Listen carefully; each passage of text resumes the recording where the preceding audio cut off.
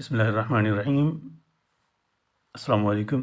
मैं हूं मोहम्मद हसन अवैसी और आज हम इंशाअल्लाह असिस्टेंट डायरेक्टर इंटेलिजेंस 2023 का जो पेपर है उसका मैथ का पोर्शन करेंगे। सबसे पहला क्वेश्चन है मैथ के वाले से, question number 2। The ratio of angles of the ratio of ages of two students is 3:2। One is older to other by 5 years। What is the age of the younger students. दो students हैं, एक की as है, दोनों की as की ratio कितनी है 3:2। मतलब यूँ समझें कि एक की एज अगर 3x है तो दूसरे की एज जो है वो 2x है। ठीक है। अब वो कहता है बड़ा वाला छोटे वाले से 5 साल बड़ा है, यानी कि अगर बड़े की एज में से छोटे की एज माइनस कर दें तो हमारे पास 5 आंसर आएगा। बड़े वाले की एज है 3 और छोटे वाले की एज के लिए हमने जो नंबर रखा हुआ है वो 2 है। तो x हमने क्यों लगाया, x हमने इनके साथ इसलिए लगाया क्योंकि किसी भी नंबर्स की रेशो को जब हम सिंप्लीफाई करते हैं तो रेशो से एक्चुअल नंबर जब हम हासिल करना चाहें तो उसके साथ x लगाते हैं। तो 3x - 2x = 5 बन गया हमारे पास। तो हमारे पास आता है 3x - 2x, ये x बनता है, x = 5 हो गया। छोटा वाला जो बच्चा था उसकी एज के लिए हमने कौन सा वेरिएबल यूज़ किया था 2x। तो 2x के लिए हम यूज़ करेंगे, x हो गया 5 और 2x की वैल्यू क्या आएगी हमारे पास 10। तो छोटा वाला जो बच्चा है उसकी एज हमारे पास 10 years है। Question number 4। The radius of a circle is 10 centimeter। The length of one of its chords is 12 centimeter. Then the distance of a chord from the center is। इस क्वेश्चन के अंदर वो ये कह रहा है एक सर्कल है, ये मैंने सर्कल ड्रॉ कर दिया, इसका ये सेंटर हो गया। कॉर्ड कहते हैं सर्कल के अंदर उसके एक किनारे से दूसरे किनारे तक ऐसी जाने वाली लाइन जो उसके सेंटर से ना गुजरे। सेंटर से ना गुजरी है उसको हम कॉर्ड कहते हैं, अगर सेंटर से गुजरेगी तो उसको हम डायमीटर कहते हैं। तो ये इसकी कॉर्ड हो गई। वो कहता है कि जो सर्कल है उसकी जो कॉर्ड है, कॉर्ड की लेंथ है हमारे पास 12 सेंटीमीटर। इसकी लेंथ टोटल 12 सेंटीमीटर होगी, 12 सेंटीमीटर। ठीक है, यहाँ से लेकर यहाँ तक टोटल लेंथ जो है इसकी 12 सेंटीमीटर है। आगे वो हमें कहता है उसका जो रेडियस है, रेडियस की लेंथ है हमारे पास 10 सेंटीमीटर, यानी कि सर्कल के सेंटर से लेकर इसके एज तक, किसी भी एज तक का डिस्टेंस ये वाला ये 10 सेंटीमीटर है। ठीक है। अब कोई भी सर्कल हो उसके अंदर एक लाइन ये वाली होगी, ये हमारे पास कॉर्ड होगी। यहाँ से हम बिल्कुल वो कह रहा है कि इस कॉर्ड से लेकर इस सेंटर तक का डिस्टेंस जो है ये आप बताएं कितना है। इसकी वैल्यू हमने निकालनी है, जो मैंने डॉटेड लाइन लगाई है। कॉर्ड की लेंथ निकालने के लिए हमें पता है, अब ये वाली जो लाइन आई है कॉर्ड से लेकर सेंटर तक का जो मिनिमम डिस्टेंस होगा, देखिए ये भी कॉर्ड से लेकर सेंटर तक का डिस्टेंस है। यहाँ से भी अगर हम लाइन लगा ले वो भी कॉर्ड से सेंटर तक होगी, लेकिन जो सबसे छोटी वाली लाइन बनेगी कम से कम डिस्टेंस वाली, उसी लाइन को हमने कंसीडर करना है। वही है कॉर्ड से लेकर सेंटर तक का डिस्टेंस, वो यही बनती है। और किसी भी पॉइंट से लेकर लाइन तक का जो शॉर्टेस्ट डिस्टेंस होता है, देखिए ये भी इस पॉइंट से इस लाइन तक आ रहा है डिस्टेंस, ये भी इस पॉइंट से लाइन तक आ रहा है, ये भी इस पॉइंट से इस लाइन तक आ रहा है। शॉर्टेस्ट डिस्टेंस वो होता है जो जिसकी लाइन इस दूसरी लाइन के साथ 90 डिग्री का एंगल बनाए। तो 90 डिग्री के एंगल वाली जो भी लाइन होगी वही हमारे शॉर्टेस्ट डिस्टेंस वाली लाइन होगी। दूसरे अल्फाज में हम यूँ कह सकते हैं किसी पॉइंट से लेकर लाइन तक का अगर हम कोई स्ट्रेट लाइन लगाएं तो उसका एंगल हमेशा 90 डिग्री बनेगा। तो ओवरऑल हम ये कह सकते हैं कि इसके सेंटर से लेकर कॉर्ड तक का जो डिस्टेंस है वो हम निकालने के लिए जो हमने लाइन लगाई है, ये लाइन यहाँ पे आकर 90 डिग्री का एंगल बना देगी। अब हमें जब ये पता चल गया ये वाला एंगल हमारा 90 डिग्री का है तो इस डिस्टेंस को मैं कह देता हूँ x। अब ये 90 डिग्री का है तो यहाँ पे आकर कॉर्ड को हमेशा इसके सेंटर पॉइंट पे क्रॉस करेगा। ये भी एक सर्कल्स के बारे में बेसिक रूल है। तो अब अगर हम इसको जनरली देखें कि ये इसके सेंटर पॉइंट पे क्रॉस कर रही है, इसकी टोटल लेंथ 12 सेंटीमीटर थी, तो सेंटर पॉइंट से इस तरफ भी 6 सेंटीमीटर होगी और उस तरफ भी 6 सेंटीमीटर होगी। तो अब हमारे पास यहाँ पे एक ट्राइंगल बन रही है। उस ट्राइंगल की किस तरह है लाइंस, एक लाइन है ये वाली सेंटर से लेकर नीचे तक कॉर्ड तक, दूसरा है कॉर्ड की हाफ लेंथ, तीसरी लाइन है ये हमारी रेडियस वाली। रेडियस की लेंथ है 10, कॉर्ड की हाफ लेंथ है हमारे पास 6 और ये वाली हमने मालूम करनी है। ये एक हमारे पास ट्राइंगल बन रही है, राइट एंगल ट्राइंगल बन रही है क्योंकि इसका यहाँ पे एंगल एक 90 डिग्री है पड़ा हमारे पास। तो हम कह सकते हैं इसको ओवरऑल कि राइट एंगल ट्राइंगल का आपके पास फार्मूला होता है हाइपोटेनस का square is equal to base का स्क्वायर प्लस हाइट का स्क्वायर। ये हमारे पास हाइपोटेनस है जो इंक्लाइंड साइड है, तो हमारे पास बनेगा 10 का square is equal to base हमारे पास ये वाली है 6 का स्क्वायर प्लस हाइट हमारे पास कितनी है x का स्क्वायर हो गया। तो 10 का स्क्वायर हमारे पास 100 बनता है। 6 स्क्वायर यहाँ पे प्लस हो रहा है, 6 का स्क्वायर वैसे बनता है 36, यहाँ पे प्लस हो रहा है, इस तरफ आएगा तो माइनस हो जाएगा, -36 इज़ इक्वल टू x का स्क्वायर। अब 100 माइनस 36 क्या बनता है, 64 इज़ इक्वल टू x का स्क्वायर। कौन सा नंबर है जिसका स्क्वायर जो है 64 बनता है, स्क्वायर का भी स्क्वायर रूट लेंगे और 64 का भी स्क्वायर रूट लेंगे तो x की वैल्यू हमारे पास आ जाएगी 8। ये हमारा फाइनल आंसर है। क्वेश्चन नंबर 12 है, Kyle bought 2000 government bonds that yield 5% in a simple interest each year. 2000 के उसने $2000 के बॉन्ड लिए, 5% हर साल उसका इंटरेस्ट मिलता है, प्रॉफिट आता है। Write the equation that gives the total amount A in dollars Kyle will receive when he sells the bond after 1 year. कोई आदमी है,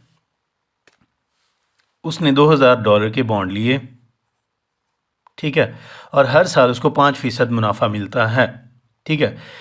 पहले साल जो उसको वापस मिलेगा, एक साल गुजरने के बाद उसको कितनी अमाउंट मिलेगी, पहला साल गुजरने के बाद उसको 2000 अपने भी मिलेंगे और उसका 5% मुनाफा भी मिलेगा, यानी कि 5% ऑफ 2000।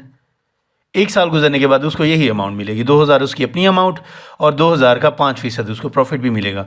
हम क्या करते हैं, इसको मज़ीद सिंप्लीफाई करते हैं कि दोनों नंबर्स के अंदर 2000 है पड़ा, इसके अंदर भी 2000 है, इसके अंदर भी 2000 है, तो मैं 2000 कॉमन ले लेता हूँ इंटू 1 प्लस 5% का मतलब क्या होता है, 5/100। ये आ गया हमारे पास 5/100 हमारे पास बनता है 1 प्लस 0.05। 2000 इंटू 1 प्लस 0.05, ये आपके पास फाइनल आंसर है। क्वेश्चन नंबर 64 वो कहता है, what is 20% as a fraction. 20% को हमने फ्रैक्शन के तौर पे लिखना है, 20 है, साथ में परसेंटेज का साइन है, तो इसको हम लिख देते हैं 1/100। परसेंटेज के साइन को हटाकर हम 1/100 लिख सकते हैं, 1/100 को हटाकर परसेंटेज का साइन लगा सकते हैं, जो हमें ज़रूरत हो वही चीज़ लगा देते हैं। 1 0 से 1 0 कैंसिल हो गया, 2 1 2, 2 5 10, 1/5 ये हमारा फाइनल आंसर है। या फिर यूँ है कि 1 के ऊपर हम 5 को डिवाइड कर देंगे, 5 यहाँ पे लगा दिया, डिवाइड नहीं होता 0 लगाएंगे, यहाँ पे पॉइंट लगा दिया, यहाँ पे हमने 0 लगा दिया, 5 2 10 बन जाता है, तो 0.2 या फिर 1/5 ये हमारा फाइनल आंसर है।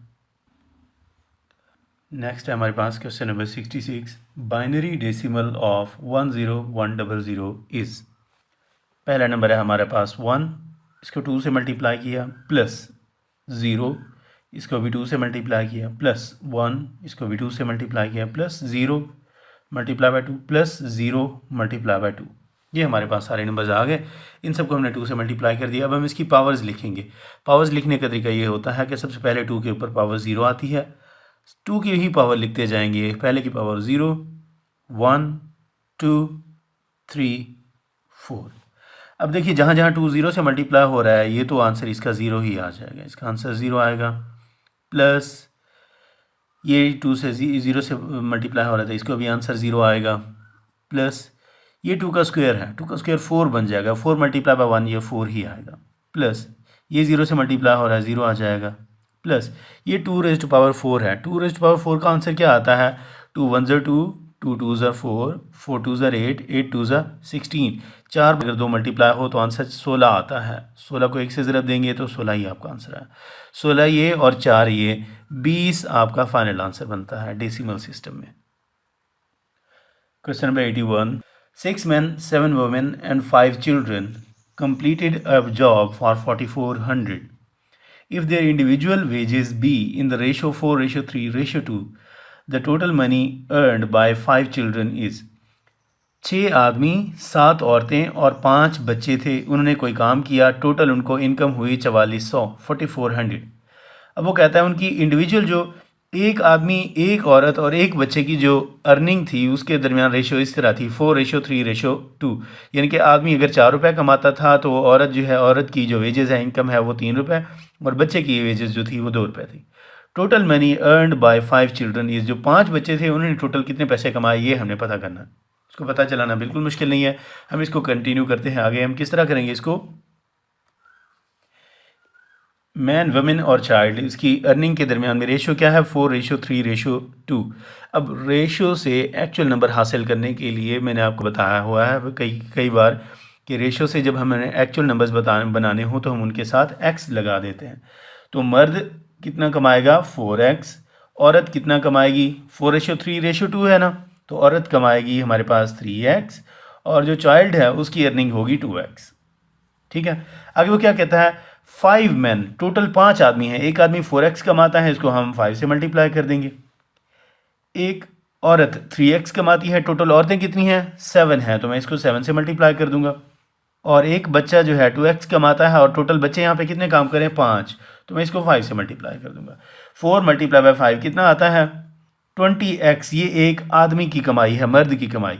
3 मल्टीप्लाई बाय 7 21x। ये हो गई सारी औरतों की कमाई। ठीक है, सारे मर्दों, एक आदमी की कमाई 4x है, 5 आदमियों की कमाई 20x, एक औरत की कमाई 3x है, 7 औरतों की कमाई हमारे पास बनेगी 21x।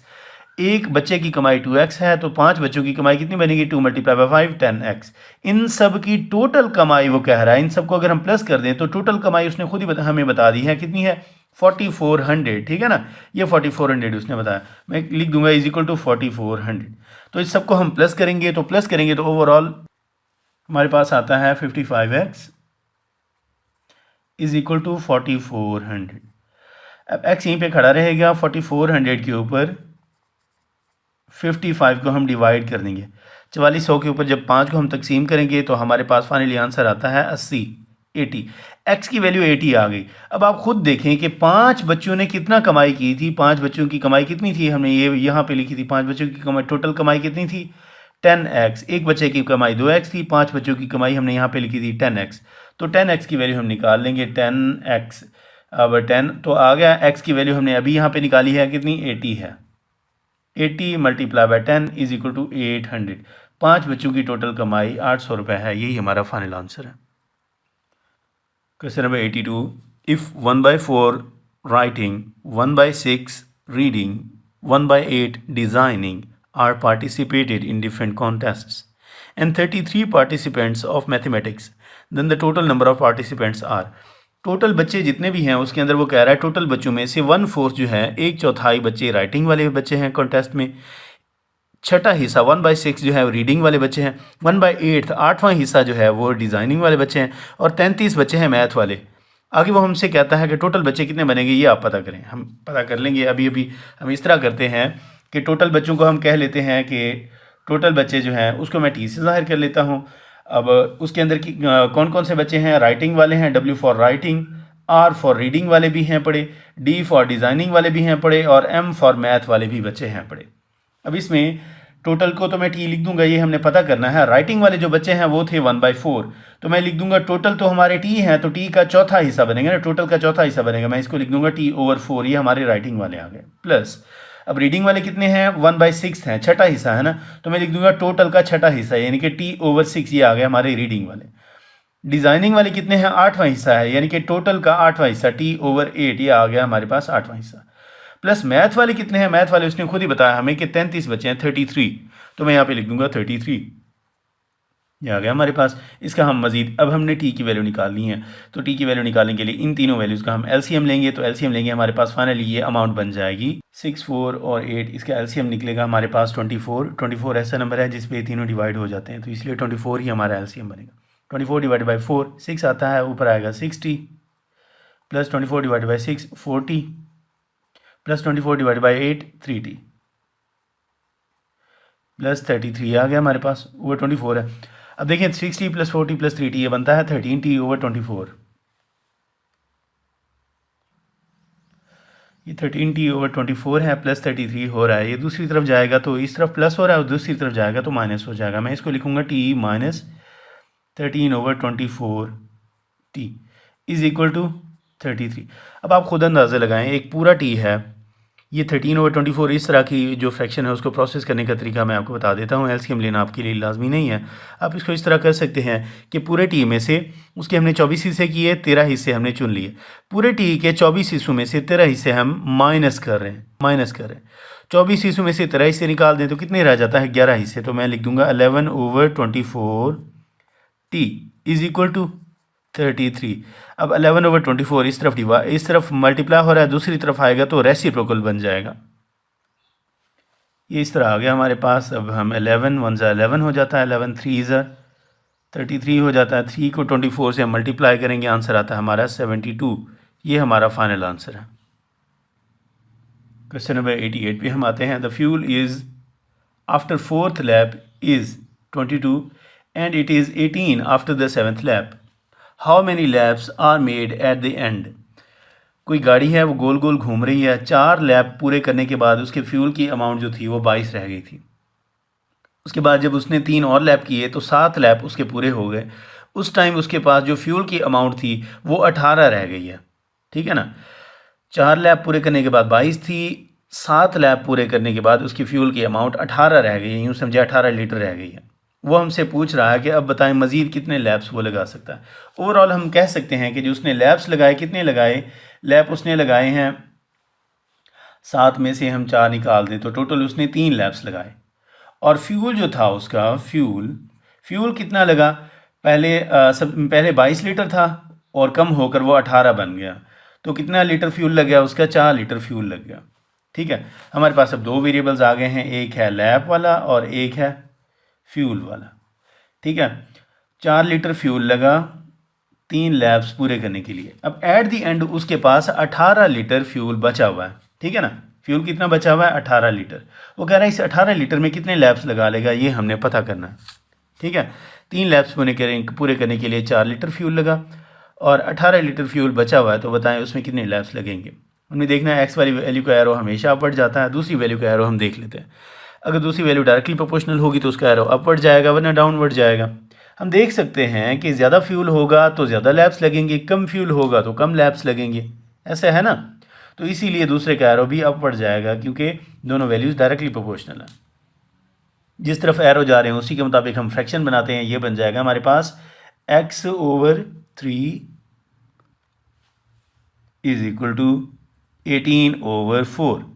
3 इस तरफ डिवाइड हो रहा है, दूसरी तरफ जाएगा तो मल्टीप्लाई हो जाएगा। ये हमारे पास बनेगा 18/4 ज़रब 3। इसको जब हम मल्टीप्लाई करेंगे तो फाइनली हमारे पास यही आंसर बनेगा। देखें ये दोनों 2 पे डिवाइड हो जाते हैं तो 2 2 ज़र 4 बन जाएगा और 2 9 ज़र 18 बनता है। 9 3 ज़र 27, ये बनता है 27/2। इसको जब हम तकसीम करेंगे 13.5 आता है, लेकिन ये वाला ऑप्शन हमारे गिवन आंसर्स में मौजूद नहीं है, तो 14 हमारे पास दिया गया, तो 14 को हम राइट आंसर समझ लेंगे।